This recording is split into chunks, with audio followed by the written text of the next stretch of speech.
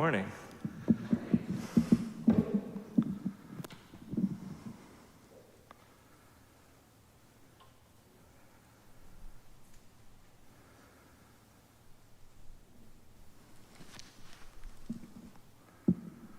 Welcome to the path.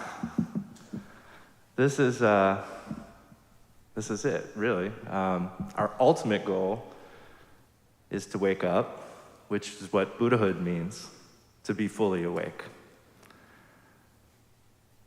Awaken from the sleep of ignorance in particular. But the path to waking up is a gradual process. It takes a long time, probably. And as our awareness grows, our ignorance will invariably decrease, and we can wake up. When we do, we too will be Buddha, and that's what that means, to be awake. Therefore, we'll also be called Buddha, awakened one. But first, we need to wake up to how things are right now. And Khenpo Karthar Rinpoche has said, in words that echo a lot of the great masters, he said, in order to attain liberation, the only thing you need to eliminate is this false imputation of inherent existence to experiences, this false imputation of absolute reality or truth. And he said, if things are recognized as interdependent, they cannot harm you, and there's no need to avoid them or attempt to cause them to cease. It is though our failure to recognize interdependence, our false imputation of the inherent existence of what we experience, as well as our false imputation of our own inherent existence, that makes us spin around in samsara.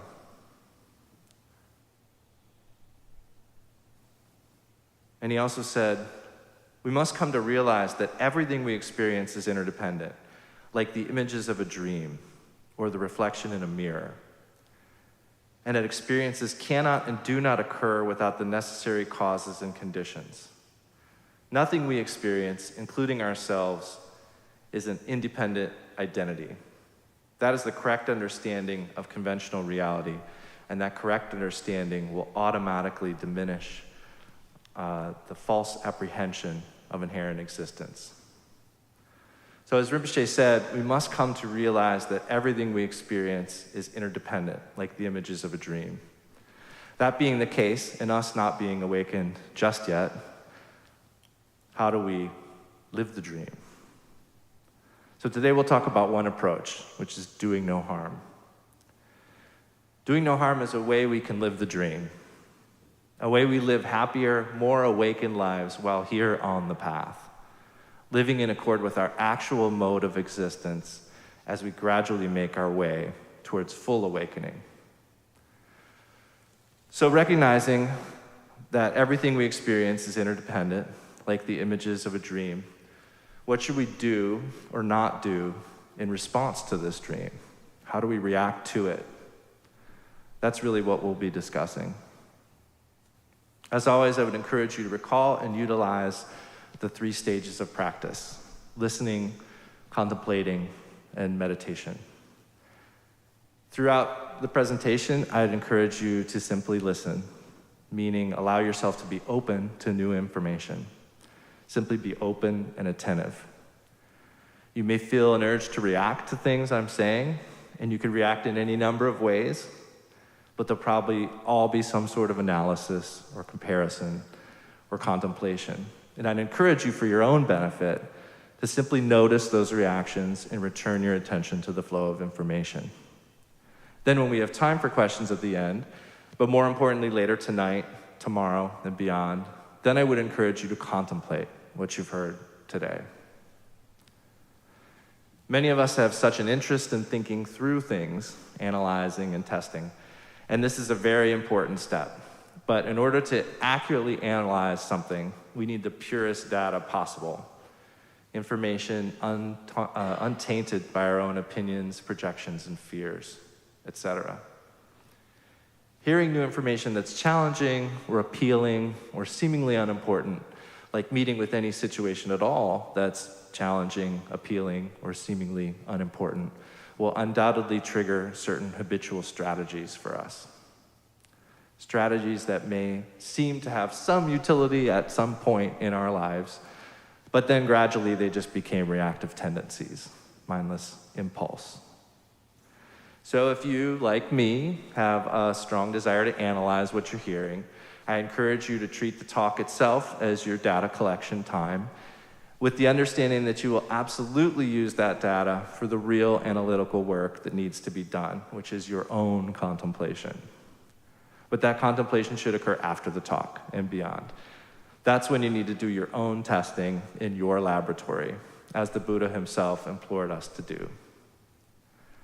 Contemplation is essential to integrating these teachings, but it's vital we don't mix our listening and our contemplation too much.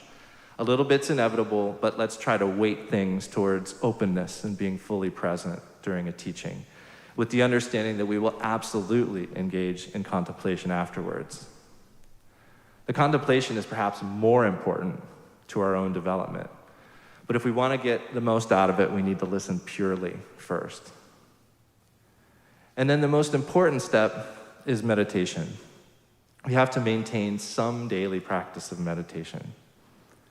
Even just 5 minutes of calm abiding meditation a day is of benefit. And in our meditation, we allow all the waves of conceptuality from our listening and our contemplative stages to recede back into the limitless ocean of awareness that is our true nature. Those waves of conceptuality arose from that ocean of awareness. They were never separate from it, and they inevitably return to it. And when they do, we have not lost them.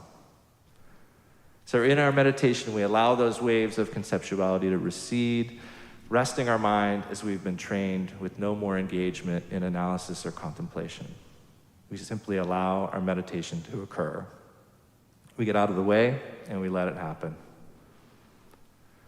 So before we begin with the intention of fully waking up, let us generate bodhicitta, the mind of awakening, with the aspiration that our time here today will be a benefit to all sentient beings. We'll say the prayer of refuge 3 times, once in Tibetan, once in English, and once again in Tibetan. And while we chant the beautiful Tibetan melody, let's be sure to recall the meaning of what we're chanting. In particular, from this moment forward, we will only seek protection in ways and from the sources that will do no harm to others or ourselves, because that is the path by which true happiness can be attained.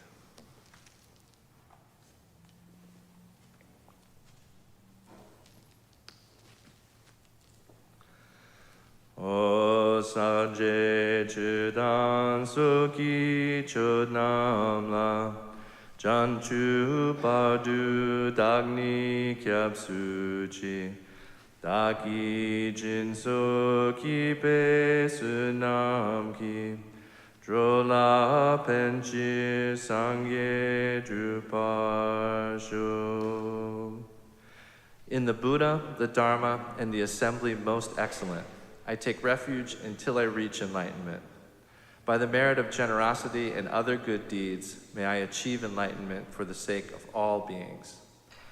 Sangye chidang soki chodnamla janchu padu dagni kyapsuchi daki jinso ki pe sunam ki drola penchi sangye drupasho. Alden sawe lama rinpoche daki jiwa pede den jula kadun chepo gone je sunte kusun to gingyo drup saldu so.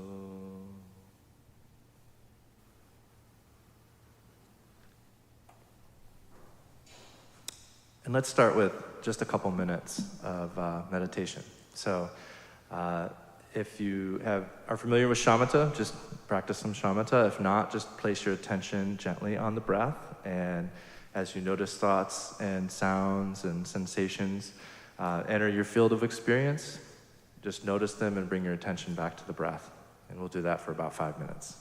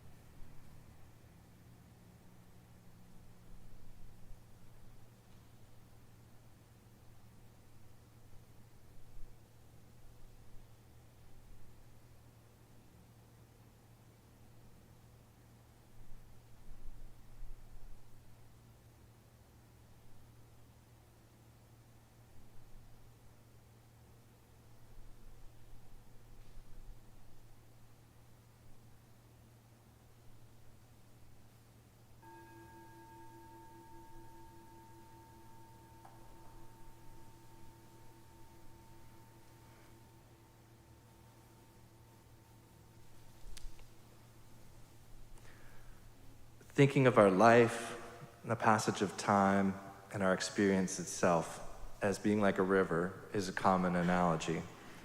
And there's good reason for that. First of all, like a river, we are a process, constantly in motion. A river flows and it picks things up along the way. It accumulates. Sometimes a tree branch will be swept away only to be deposited miles away. So it accumulates and it relinquishes. It rises and it falls. Similarly, we're in motion in terms of apparent spatial and temporal movement, but also in terms of seeming accumulation of memories, experiences, tendencies, and if we're lucky, some beneficial practice along the way. We also experience the fruition of past karma and sometimes leave behind old opinions and habits. We also leave behind physical capabilities we used to have as we age. What we think of as a self is an ever-changing collection, just like a river is always made up of different water. If we took a snapshot of one bend in a river, the water in our picture and much of what was in it will be gone just a short while later. But we still agree to call whatever water was in that specific place at any given time the river. We're talking about an entirely different set of water, and that's, lost my place.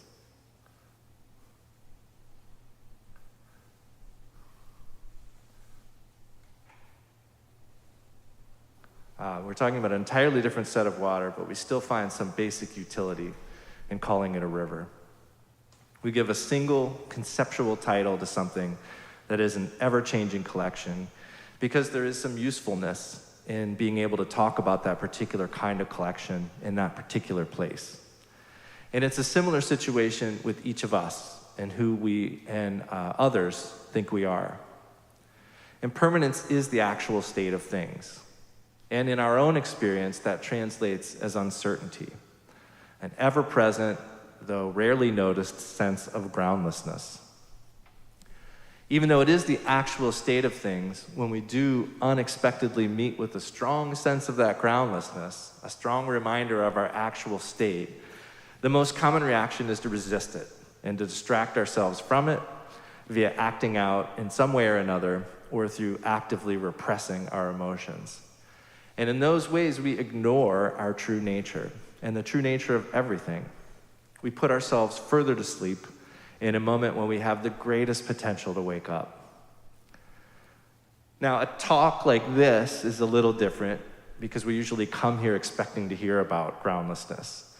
So our expectation of hearing about groundlessness is met, and that is, ironically, comforting ground, right?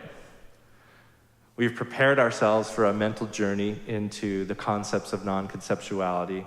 That occurs, and we can, if we're not careful, walk away feeling even more fixated on our self-concepts. I, myself, am someone who likes to learn about no self. It's as if, from a brief examination of the general concept of impermanence and interdependence, we can generate and then cling to a vague, deceptive brand of false certainty. And that helps us to paper over our reactivity, our resistance to the actual groundless state of things. The only thing we can count on is change. Feels kind of empowering to say and to distract ourselves with. But if we really meant it, how much more empowering would it actually be? But the problem is we haven't really realized it. Talking about it and thinking about it, hoping we can always understand it, those are important steps, but at some point we need to recognize that what we cling to in these situations is frequently some kind of distraction. It's a manifestation of our ignorance. We really don't like to be reminded of life's uncertainty unless it's on our own predetermined terms. Rather than being present with the many instances of simple groundlessness found throughout every single day, we tend to divert into concepts and ideas. We divert into thinking. That's not to say that we cannot one day wake up and realize our full Buddha potential, and thereby embrace both groundlessness and its myriad manifestations. In the long term, that is absolutely our goal, and it is achievable. But we have to be ready for the long journey to that final goal, and a potentially quite long path towards full awakening. In the short term, day to day and moment to moment, our primary mission is to do everything we can to become more skillful at working with reality as we experience it. And we do experience it as a mix of conceptual understanding about groundlessness, punctuated by frequent unsettling upswells of resistance to that very groundlessness. Moment to moment, we're either waking up or we're going to sleep. And perhaps counterintuitively, going to sleep takes a lot more effort than waking up. Why? Because of our reactivity. We keep thinking we need to react to every instance of groundlessness in our lives. And those reactions of acting out and repression are exhausting. They burden us with so much avoidable discomfort. In order to wake up, rather than consistently or constantly reacting, there are methods for just relaxing into the natural state. It is perhaps counterintuitively a lot less work to wake up than it is to go to sleep. But we need to know how. And one way the Buddha taught was through the 3 commitments, or the 3 vows. And there's a parallel here with the famous 4 lines, do no harm, practice only virtue, tame your mind, this is the teaching of the Buddha. These 3 lines summarize the entirety of the Buddha's teaching. And what the Buddha taught was how stuff works. That's what the Dharma means. It's just the way things are. So as Khenpo Ken Holmes put it, it may sound quite exotic to us to say that the Buddha taught the Dharma, but it's really as simple as saying the one who was awake taught how things are. He was awake to the actual state of things and shared what he knew. And all the complexity of his teachings, all the vast and deep Dharma can be summed up in those lines. Do no harm, practice only virtue, tame your mind. That is the teaching of the Buddha. And there's a particular vow associated with each of those lines. For Pema Chodron's book, Living Beautifully with Change and Uncertainty, which is my primary source for today's talk, she summarized them as committing to do no harm, committing to take care of one another, and committing to embrace the world just as it is. The first of this is traditionally called the Pratimoksha vows. That's the vow to do no harm. It's also called the Vow of Personal Liberation. And these vows help us to reduce our negative impact on ourselves and others through teaching us clearly what we should refrain from doing and familiarizing us with what it feels like to refrain in a beneficial way. The second commitment, committing to take care of one another, is traditionally called the Bodhisattva Vow, which teaches us what there is to be done and how to do it most beneficially. And the third commitment, committing to embrace the world just as it is traditionally called the Samaya Vow, which teaches us to meet everything we encounter as a manifestation of awakened energy, and also as the essential means of awakening further. Today we'll be talking about the first of these, which is the commitment to do no harm. We've already discussed a bit about our habitual reactivity and how it's impeding our ability to wake up to the ever-present groundless nature. Instead of resting in the actual state of things, the positive aspect of uncertainty and groundlessness, we create and tend to cling to an illusion that comfort and security are the natural state. Under that erroneous assumption, whenever we don't find ourselves feeling perfectly comfortable and secure, we react as if something has gone horribly wrong. All of our attention shifts away from authentic engagement with the present moment, meaning being awake, and instead we pick up a hopeless effort at eliminating uncertainty and discomfort. Of course, that has never worked, which is why it keeps coming back. It's tragic, really. It's the actual state of things is uncertainty, and that doesn't have to be negative. But because we haven't come to grips with how things really are, we're uncomfortable whenever we meet with the actual state of things. And then we try to ignore that discomfort with the reactivity of acting out or repressing, rather than getting at what's really the heart of the matter, which is simply... I'm still not sure about that. She's the best. Me neither. Which is simply waking up to the way things are. Uncertainty is not the problem. Interdependence is not the problem. Delayed packages, incorrect fast food orders, traffic is not the problem.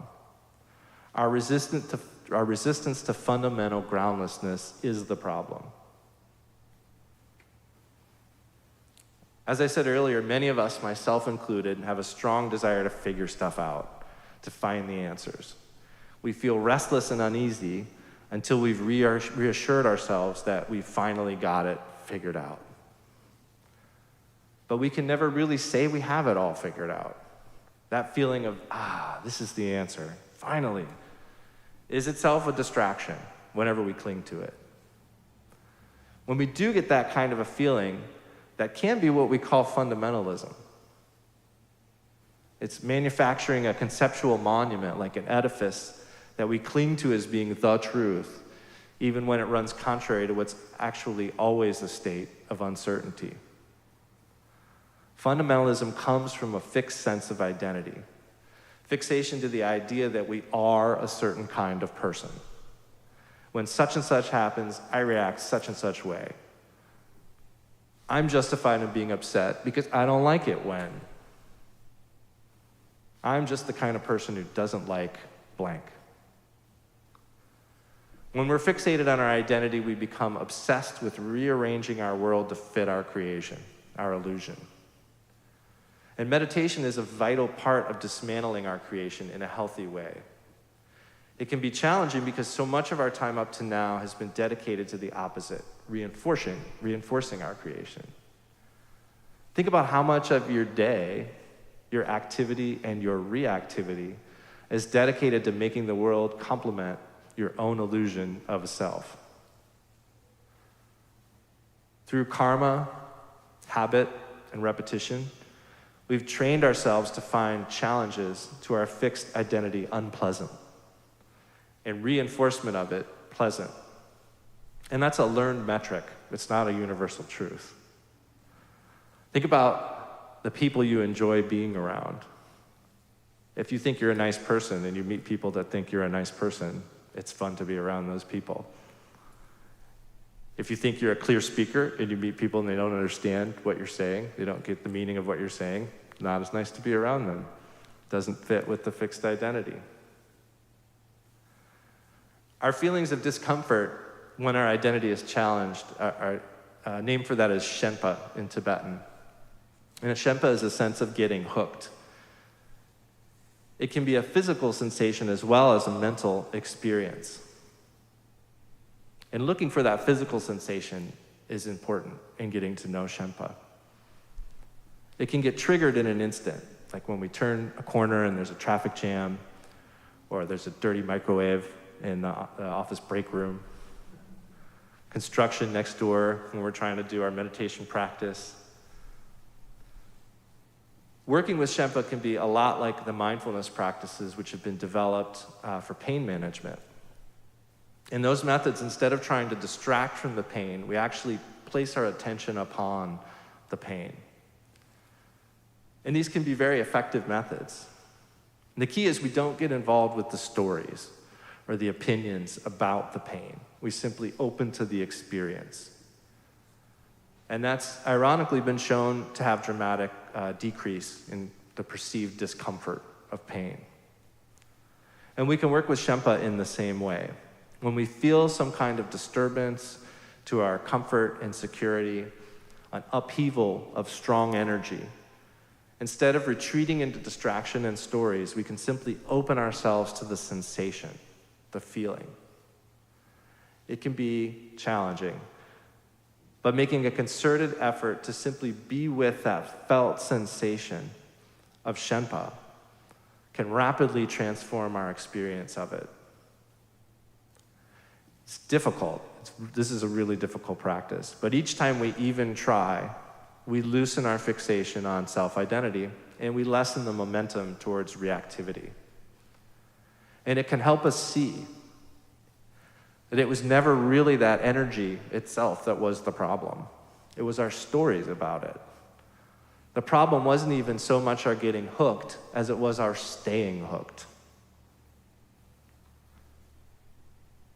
Science has shown that the biochemical mechanism triggered by a strong emotion lasts 90 seconds. We meet with something that upsets us, and 90 seconds later, the physiological mechanism of that strong emotion has run its course. Is that your experience? Think about that, because we need to really examine that, right? Like, science has shown that the biochemical mechanism triggered by strong emotion lasts only 90 seconds. We meet with something that upsets us, and 90 seconds later, the physiological mechanism of that strong emotion has run its course. We may want to believe it, and why not? We're inclined to believe it's true because it would give us some comfort. Think about the last time something upset you. Did it go away in 90 seconds? More importantly, when something upset you, what were you doing 90 seconds later? That's important to think about, because it's what we're doing 90 seconds after the upsetting stimuli that determines whether we're still feeling the mental and physical effects of it. So we're very limited in our ability to control external phenomena, but we have vast untapped powers of impacting our internal world. When something outside of our control upsets us, how do we react? Do we even need to react? And if, before we put much conscious thought into it, we do happen to react, do we need to continue to react? This 90-second rule was in Pema Chodron's book, and I wanted to look it up and see if it was like just in Pema Chodron's book. But of course it's out there, and there's a number of articles about it. This was in Psychology Today, the article. It said, scientists say that constant reaction to things beyond our control not only creates misery, but it also shortens our lives.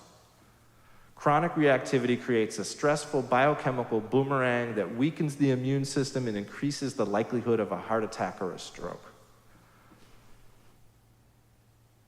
Seems like it's something worth working on. So what do we do with strong emotions that's so unproductive? It's that we run away from them. We react to them by acting out or repressing. And the acting out could be external speech or behavior, or it could just be a mental monologue of blame, victimhood, shock, injustice. We take an escape route from our real, authentic selves in that moment. The moments when, in fact, we could truly meet with our groundless nature right then. Those are the moments we could choose to wake up. In this way, it's not that we get distracted from a genuine experience of the present moment by an emotion. Instead, what happens is that we get distracted from the genuine experience of the moment into a story. So to the commitment aspect of this, the do no harm aspect. So a commitment in this context means clearly set intention, meaning knowing what we're vowing.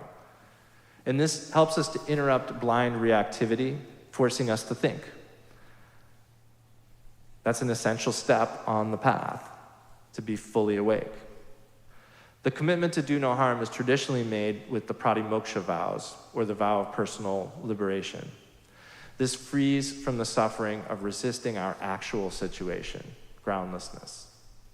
Helps us to see our habitual escape routes from the present moment. It helps us to decide not to take those well-worn off-ramps from the now. We should notice and take stock of our off-ramps from reality. This is a powerful way of getting to know ourselves. Commitment to do no harm helps us to refrain from harmful speech and actions. There's 4 main commitments called the Root Precepts. Those are not to kill, not to steal, not to lie, and not to harm anyone with our sexual expression. And then there's a 5th branch precept, which is not to take intoxicants, because in those circumstances, it's easier to break the first four, the main precepts. Pema Chodron says, following the precepts gives us a space to examine every nuance of the urge to express ourselves negatively, and then, while fully acknowledging our feelings, make the choice to not do anything that could cause harm.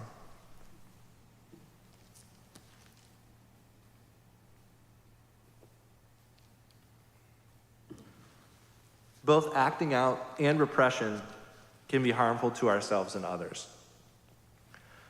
Refraining causes space for us to see our habitual reactivity clearly. We see it arise, we can watch it abide, and we may even see it subside. It's a practice of being present with the upswell of energy and our habitual urge to react. And it's not easy, but it's easier than one might think. When we engage with a practice like this, we have to maintain an attitude of compassionate self-reflection. Through this, we'll begin to see that we aren't bad people, but fundamentally good people who happen to have some habits that are causing us an awful lot of suffering. This allows a positive desire to get to know these habits better so we can begin to reduce and eliminate them. Reactivity strengthens negative emotions, which strengthens our illusion of self-identity, our fixation. Refraining reflectively allows us to connect with fundamental uncertainty. That edgy, restless energy is what Pema Chodron called it. It allows us to connect with that edgy, restless energy without bailing out, without pulling a ripcord. And I want to read a string of verses here from the Bodhisattva, the Way of the Bodhisattva, that relates to what we're talking about. And when you feel the wish to move about, or even to express yourself in speech, first examine what is in your mind, for steadfast ones should act correctly. When the urge arises in your mind to feelings of desire or angry hate, do not act, be silent, do not speak, and like a log of wood, be sure to stay. And when your mind is wild or filled with mockery, or filled with pride and haughty arrogance, or when you would expose another's secret guilt, to bring up old dissensions or to act deceitfully, or when you want to fish for praise or criticize and spoil another's name, or use harsh language sparring for a fight, it's then that like a log you should remain. And when you yearn for wealth, attention, fame, a circle of retainers serving you, and when you look for honors, recognition, it's then that like a log you should remain. And when you're inclined to overlook another's need and want to get the best thing for yourself, and when you feel the urge to speak, it's then that like a log you should remain. Impatience, indolence, faint-heartedness, and likewise arrogance and careless speech, attachment to your side, when these arise, it's then that like a log you should remain. Examine thus yourself from every side. Take note of your defilements and your pointless efforts. For thus the heroes of the Bodhisattva path seize firmly on such faults with proper remedies. With perfect and unyielding faith, with steadfastness, respect, and courtesy, with conscientiousness and awe, work calmly for the happiness of others. So the three commitments are not a teaching about morality. They're a highly effective method for waking up to our actual situation and making the deep changes necessary to stay awake. The skill of noticing our escape routes and not taking them is a necessary precursor to the other two commitments, the commitment to take care of one another and the commitment to embrace the world just as it is. The commitment to doing no harm is the narrow way because it has clear guardrails for keeping us on the path. In short, we do not speak or act out, period. Or, like a log, you should remain. Strong habits are hard to break, and no one would deny that. But if we're going to work on the strong habits, we have to begin in the easiest possible situations. In other words, we have to begin lifting the lightest weights if we ever hope to lift the heaviest ones. And that means starting with the little annoyances and the little things that don't fit our preferences. We have to start working with those if we expect vast improvements on big changes and big surprises, loss and death, and these things that we're all going to face in various ways. We kind of think we could put those off, working with those things and dealing with them. But they always come around, and it's usually not, it's not on our terms. So when you leave here today and something doesn't fit your preferences, that's really your chance to work. I mean, there's a quote about, let's see if I can put this in the best terms. When it's time to use the bathroom, it's too late to build the outhouse. That's why we need to work with these little instances every single day. They're all gifts. Some people may question, if I'm simply not doing something, like if I'm not killing, why do I actually have to take a vow not to? And there's a difference between simply not doing something and making a vow not to do it. Pema Chodron says that outer renunciation is what happens when we simply refrain from something without holding a vow. But when we make a vow to not do something, such as not speak harshly, we not only outwardly refrain, but we inwardly commit to being present with the uneasiness of our energy. We commit to getting to know what that feels like. Both the urge to speak or act and the urge to repress can feel quite strong, and yet we train in simply being present with them and not running for the exits. The precepts themselves can be taken in a formal ceremony with a preceptor, such as a Lama who holds the vows. But perhaps more importantly, one can take all, a few, or even just one of the vows anytime one chooses. For instance, on one of the great occasions of the Buddha's life, the 4 Buddhist holidays we celebrate throughout the year, would be ideal days to take and hold the vows. Or any full or new moon days would also be quite auspicious.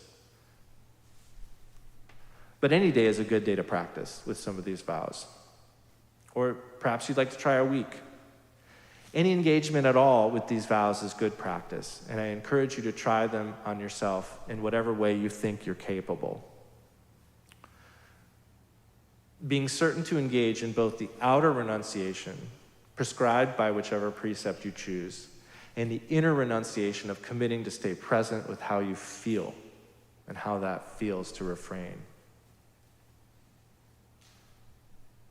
Outer renunciation alone can be a path of pride, showing off, and therefore even furthering self-deception, putting us more to sleep rather than waking up.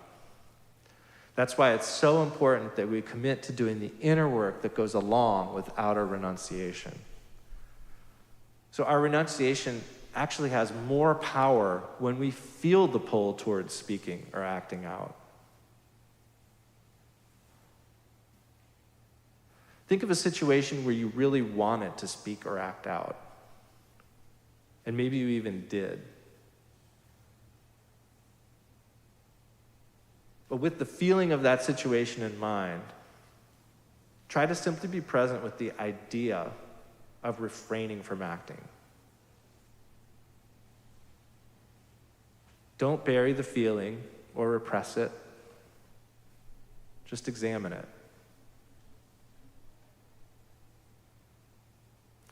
This kind of practice can really start to give us some insight in what's coming, in the future for us to be able to handle situations more skillfully. You may want, if you do this kind of a practice, to actually write down ways that you thought of to escape, ways that you've used or thought of before. It's just for you, but if you write them down and set them somewhere, then you can kind of remind yourself what your tendencies are and where your escape routes that you usually go for, where they're located. The uneasiness of refraining in the inner renunciation work is something we're going to have to work with for a while. It's not only a little bit like withdrawal that smokers go through, it is withdrawal. Pema Chodron even refers to it as a detox period. But it is this very uneasiness that will gradually transform into an experience of our basic goodness. That uneasiness and that uncertainty is what we're trying to connect to, not what we need to run away from. And a great place to start with all of this is just basic meditation. The meditation we teach on Sundays here at 10 a.m., Intro to Meditation class. That practice is the foundation of everything. It is a practice of refraining. We sit down, and first of all, we're not doing anything else. And then we sit with our minds. We sit there and things happen. We can choose to follow them, take off, or we can stay with our support, generally the breath. What we take off into is thinking and concepts. And so that's another way we can practice day to day, just picking a support, whatever thing we're doing. We could just do that. And there's a lot of reasons why we feel pulled to do 3, 4, 5 things at once. But there's really no multitasking. It doesn't really happen. And if we can take some time to consciously put our attention in one place, whether it's the dishes or walking, or even just sitting and feeling the pressure of our body on a chair. That can be a support. Just place our attention there, and when we notice thinking, we bring our attention back. The same thing happens when we feel uneasiness. We can actually place our attention on that feeling. And it is hard. It's maybe the hardest practice. And it's kind of what Lama Tom and Lama Kathy and I and everyone who's done a 3-year retreat, that's kind of what the whole thing is working with those types of situations. Like, how do you work with emotion, thought? And that's really it, Just put your attention on it. Like I said, you'll get pulled away real fast. The gravity is towards getting pulled into concepts and ideas, but that's okay. You just bring your attention back. And it's the same thing we do in shamatha. It's the same thing that you do from your first meditation lesson, just bring the attention back. So those vows, just for informational purposes, not to kill, not to steal, not to lie, not to harm anyone with sexual expression, and not to take intoxicants. And you can try any one of those on your own. You don't even have to tell anybody you're doing it. So that's all the information I have. So does anyone have any questions?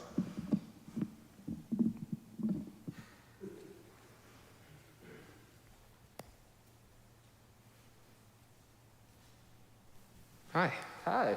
Can you speak on skillful conflict resolution? And do we have to go through this detox period before we can skillfully resolve conflict? Can I stay there for just a moment so I can think about it? So like if you're in an active conflict with someone. Yeah. And then you're saying, so like, do you have to like sit with that feeling, that discomfort before you speak?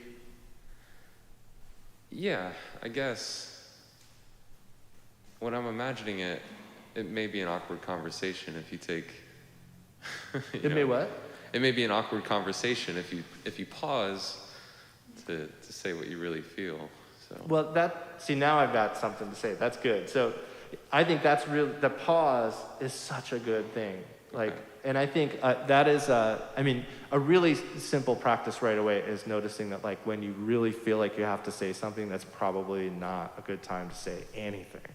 Like, that's usually when you've got that strong urge to speak, that means that, you're probably not going to speak in the wisest ways. But then you have another party there, right? And they may expect you to say something. So it is, if you have a kind of relationship with the person where you can discuss in advance the idea that, like, when there's strong emotions, maybe we could just take a break and revisit later. I'm pulling straight from like when I was in therapy as a kid, you know, like it was like, we talked about the timeout, you know, and I think that's one of the best ideas in relationships, is if you have the kind of close relationship where you can agree that when things get heated and someone says time out, that's not a shut up, you know, that's a listen, I'm losing control of my ability to be skillful, we need a break, and then we'll revisit. But you have to revisit, you know. But so I think if you can ask someone to take a break, there's really nothing that needs to be said right away, ever. Unless, I mean, I always joke about the only thing that you have to say right away is look out. You know, like anything else can wait, you know, and probably should. And then you can take the time, you know, to rest on that feeling, you know. Just put the attention on the feeling. And then as you do that, like, well, first of all, 90 seconds. So if you can really skillfully do that, which is tough, you know, theoretically, if you're consciously trying, it'll be quicker, you know, that you can get the fight or flight response to calm down and things like that. But yeah, I think in conflict it's tricky because there's concepts happening there too, right? Because there's the concepts that like a conversation has to continue. I mean, it's funny how like our urge to not sit quietly in a room with someone also like blows up into the situation where like if someone's yelling, you have to respond. Because there's just this like sense of like rhythm that has to continue, and that's just one of our habitual tendencies, you know. But if you can start to interrupt that, and that's why I brought up like a close, intimate relationship, because it takes some real trust for somebody to like understand that you putting a break or a pause on a conversation is not like a power move, it's not like a hate thing, it's like we need to protect each other in this moment kind of a thing, and the best way we could do that is to take a little break and cool down and then come back. And maybe that is exactly what we're talking about. Maybe that is that idea of pausing, and you have to, at that point, stop thinking about, you know, whatever the subject of the argument was, or whatever the subject of the, you know, the conflict was in the first place, you know, because you wouldn't want to take a break from something like that and then spend the time stewing about how right you were, right? So, yeah, it's a tricky question. Like, in the midst of a strong conflict, what do you do? Yeah, I think the best option is, if you can, be like a log, you know? Yeah, thank you. You're welcome.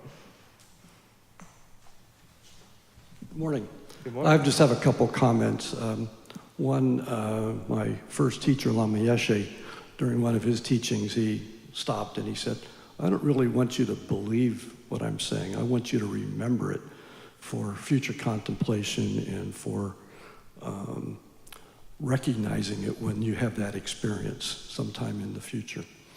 The other thing is, I've been very incentivized to not do harm by being really aware of the results of my doing harm.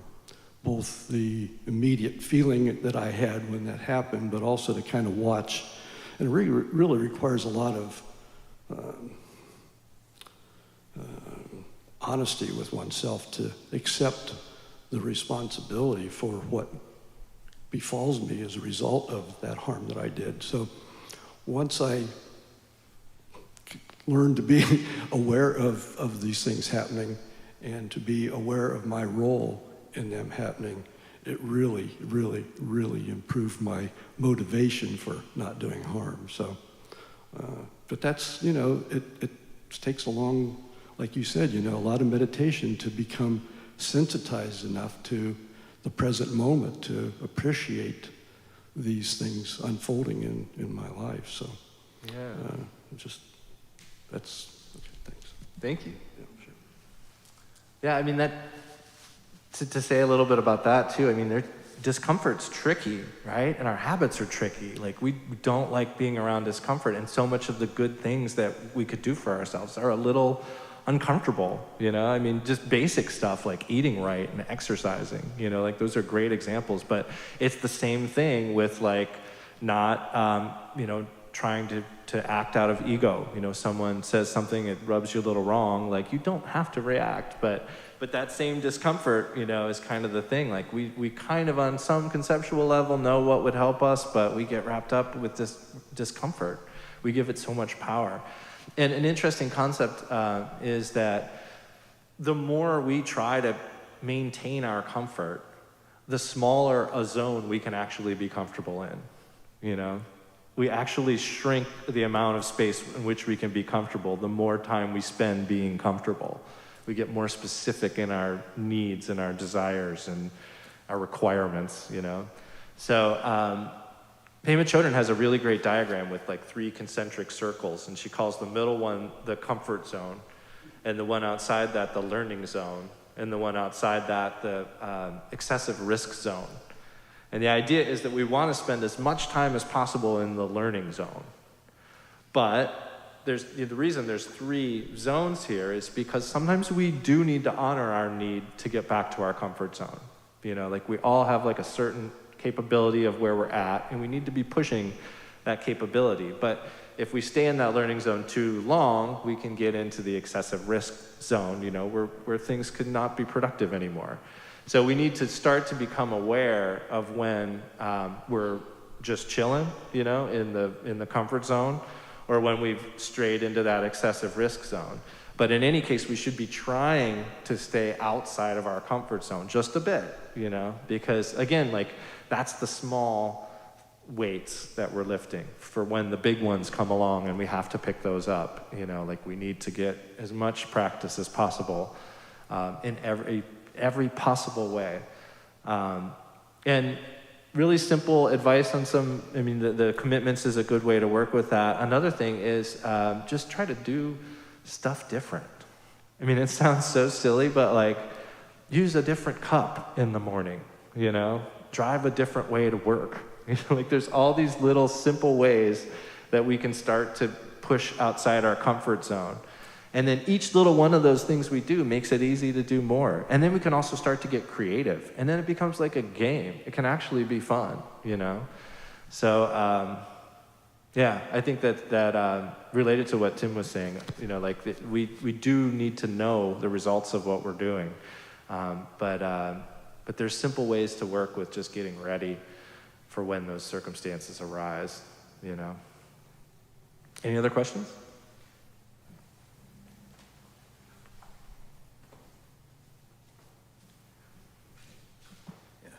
Thanks, Lama Adam. I really enjoyed that talk. I've always been fascinated. I think it was one of the early aspects of teachings that I was exposed to that drew me to Buddhism is sort of the idea of the possibility of transforming obstacle to fuel, right? And I feel like I picked up again the seed of that idea in your talk today. And I liked what you said about how much of your retreat seemed to be perhaps dedicated to this, sort of, not as simple as returning to the breath always, but how to work with thoughts and emotions. And just lately, I've had this sense of things in my practice where, like, my kleshas are such well established. My neurotic patterns are so established that when I bump into one of them, it's almost like a familiar feeling in my head. Like my impulse to be vindictive. Whatever. It's like it's such a worn path that there it is, right? But this idea of sort of noticing that. Right, it can almost, if I'm hearing you right, it can almost be in and of itself the reminder to come back, right? Absolutely. Okay, so, yay. Yeah. I'm glad and I appreciate you adding to my sense of and understanding that today. So thank you. Thank you. Yeah, absolutely. I think that's great. And I think that's kind of related to what I was saying about how, when you have the sense of wanting to speak out, and you're trying to refrain from doing that, it makes it more powerful. Like, so noticing those habits and tendencies and things like that, and not, feeling their pull but not giving in to them, that is strength. That's building real strength and really waking up. And another thing that was, I think, built into what you were saying is this idea that, like, when we notice we're distracted, like, again, to bring it back to shamatha, when we notice that we're having a thought or we aren't placing our attention on the breath, that's not a bad thing. Like, that's our awareness. And that's literally the whole path is building our awareness. And as our awareness grows, we see more and more of the things that we don't need to do. We see more and more of the kleshas. We see more and more our distractions. We see more and more our mistakes, We're going to see more of them and more clearly as our awareness develops. And that's great. That's actually great. And so that's why we give that very simple instruction with shamatha. Just come back, It's not, kick yourself and then come back. It's gently, with patience and humor, just come back, and it's a good thing. So yeah, thank you for that. We are out of time, but I really appreciate everybody listening today. Thank you. If I made any mistakes, I confess them. They were completely my own. I want to say that I rejoice in all of our teachers and all your good works, all your practice. I request all of our teachers to remain, to continue to teach. And with all of that in mind, let's do these 2 verses of dedication. By this merit, may all attain omniscience. May it defeat the enemy wrongdoing. From the stormy waves of birth, old age, sickness, and death, from the ocean of samsara, may I free all beings. The courageous Manjushri, who knows everything as it is, Samantabhadra, who also knows in the same way, and all the bodhisattvas, that I may follow in their path, I completely dedicate all this virtue. Thank you. Have a great week.